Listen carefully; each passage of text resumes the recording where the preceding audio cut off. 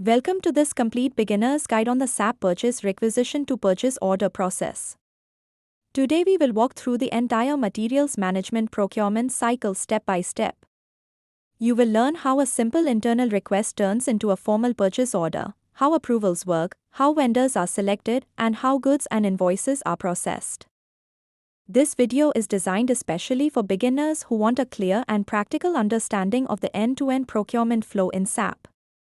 Whether you are new to SAP MM or refreshing your knowledge, this structured explanation will help you master the complete cycle with confidence. Let's begin this journey together and make the SAP procurement process simple and easy to understand. In this video, we will cover 6 important areas of the SAP MM Procurement Cycle. First, we will understand what a purchase requisition is and how it is created. Second, we will look at source determination and how the system finds the right vendor. Third, we will explore the request for quotation process and how quotations are compared. Fourth, we will see how a purchase order is created and released. Fifth, we will cover goods receipt and invoice verification. Finally, we will discuss payment processing and the key transaction codes used throughout the cycle. By the end of this video, you will have a clear picture of the complete flow from purchase requisition to final payment. Let's start with the basics and move step by step. The SAP MM procurement cycle is a structured process that ensures materials and services are purchased efficiently and with proper controls. It begins with a purchase requisition, which is an internal request. The system then determines the source of supply. Next comes the request for quotation if needed, followed by quotation comparison. After selecting the best vendor, a purchase order is created and approved. Once the goods arrive, a goods receipt is posted. The vendor invoice is then verified against the purchase order and goods receipt. Finally, payment is processed through the finance module. This complete cycle maintains accuracy, transparency, and compliance. Understanding each step helps you work confidently in SAP and avoid common mistakes. Now let's examine every stage in detail. A purchase requisition is the starting point of the entire procurement process in SAP. It is an internal document created by a user or department to request materials or services.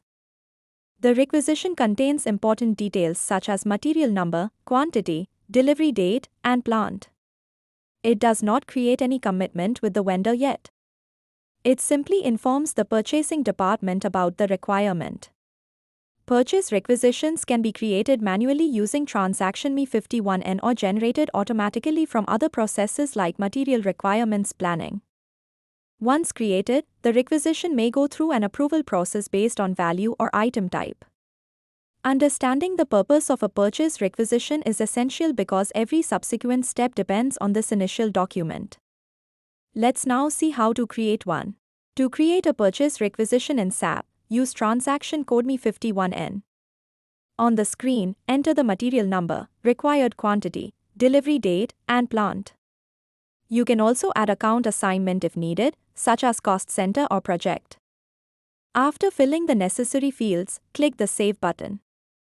The system generates a unique purchase requisition number. You can create single or multiple items in one document. For beginners, it is important to check material master data before creation so that descriptions and units of measure appear correctly. Once saved, the requisition is ready for further processing such as source determination or approval. Creating accurate purchase requisitions ensures smooth downstream processes and reduces errors later in the cycle. Next, we will look at the approval process. After a purchase requisition is created, it often requires approval before it can be converted into a purchase order. This is controlled by the release strategy in SAP. The system checks the value or other criteria of the requisition and determines the number of approval levels needed. Approvers use transaction codes like MI54N or MI55N to release the document. Once all required releases are completed, the status changes and the requisition becomes available for further processing. Release strategies help maintain control and prevent unauthorized purchases. For beginners, it is useful to understand that without proper release, the purchase requisition cannot move forward. This approval step adds an important layer of governance in the procurement cycle. Let's now move to source determination. Source determination is the process by which SAP finds the most suitable vendor for a material. The system looks at existing purchasing information records, source lists, and outline agreements. If a valid source is found, the vendor is automatically assigned to the purchase requisition. If no source exists, the purchasing team may need to create a request for quotation. Source determination saves time and ensures that preferred or contracted vendors are used. For beginners, it is important to know that maintaining accurate info records and source lists improves automation. When source determination works correctly, the process becomes faster and more consistent. This step bridges the gap between the internal request and the external purchasing activity. Next, we will discuss the RFQ process.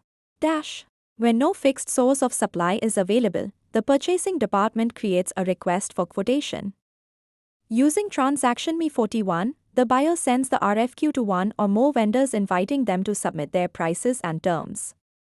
The RFQ contains details such as material, quantity, and required delivery date. Vendors respond with their quotations. This process allows the company to compare offers and select the most competitive option. For beginners, understanding RFQ is important because it is a key tool for competitive bidding. After quotations are received, they are entered into the system for comparison. The RFQ process promotes transparency and helps obtain the best value. Let's now see how quotations are compared. Once vendors submit their quotations, the buyer compares them in SAP. Important factors include price, delivery time, payment terms, and overall reliability. The system allows side-by-side comparisons so the best offer can be selected easily. After choosing the preferred vendor, the quotation can be converted into a purchase order. Quotation comparison ensures that decisions are based on data rather than assumptions. For beginners, it is helpful to focus on total cost rather than just unit price. A slightly higher price with better delivery or payment terms may be more advantageous. This step is critical for cost control and vendor performance. After selecting the best quotation, we move to purchase order creation. A purchase order is a formal commitment to the vendor. It is created using Transaction Me21N. You can create it with reference to a purchase requisition or a quotation. Enter the vendor, material, quantity, price, and delivery date. Once saved, the system generates a purchase order number. The purchase order is sent to the vendor either by print, email, or electronic transmission. Creating accurate purchase orders is essential because they form the basis for goods received and invoice verification. For beginners, always double-check quantities and prices before saving. A well-prepared purchase order reduces mismatches later in the process. Next, we will look at the approval of the purchase order. Similar to purchase requisitions, purchase orders often require release or approval before they become active. The release strategy is based on value, document type, or other criteria. Approvers use Transaction Me29N to release the order. Until all releases are completed, the purchase order cannot be printed or sent to the vendor. This control mechanism prevents unauthorized commitments and ensures proper authorization. For beginners, it is important to understand that a blocked purchase order will not progress in the system. Once released, the document is ready for further processing. The release strategy adds governance and financial control to the procurement cycle. When materials arrive from the vendor, a goods receipt is posted in SAP using Transaction MIGO. The system updates inventory, creates accounting entries, and links the receipt to the purchase order. A three-way match later becomes possible because the goods received quantity is recorded. Quality inspection can also be triggered if required. For beginners, always check the purchase order number and quantity carefully during goods receipt. Correct posting ensures accurate stock levels and proper financial postings. Goods receipt is a critical step because it confirms that the company has received what was ordered. Invoice verification is the process of checking the vendor's invoice against the purchase order and goods receipt. This is done using Transaction MIRO. The system performs a three-way match to ensure quantity and price are consistent. If everything matches, the invoice is posted and the liability is recorded in finance. If there are differences, the invoice may be blocked for payment until resolved. For beginners, it is important to understand that accurate invoice verification prevents overpayment and maintains clean financial records. This step closes the logistical part of the procurement cycle and hands over control to the finance team. After the invoice is verified and posted, payment is processed through the finance module. The payment run selects open vendor invoices based on due dates and payment terms. Payment can be made by bank transfer, check, or other methods. Once payment is completed, the open item is cleared in the vendor account. For beginners, it is useful to know that the materials management cycle ends at invoice verification, while payment belongs to financial accounting. However, understanding the complete flow from requisition to payment gives a full picture of procurement. Proper payment processing maintains good vendor relationships and accurate cash flow. Let's quickly recap the full SAP MM Procurement Cycle. It starts with purchase requisition creation using MI51N, followed by source determination and optional RFQ with MI41. Quotations are compared and a purchase order is created with MI21N.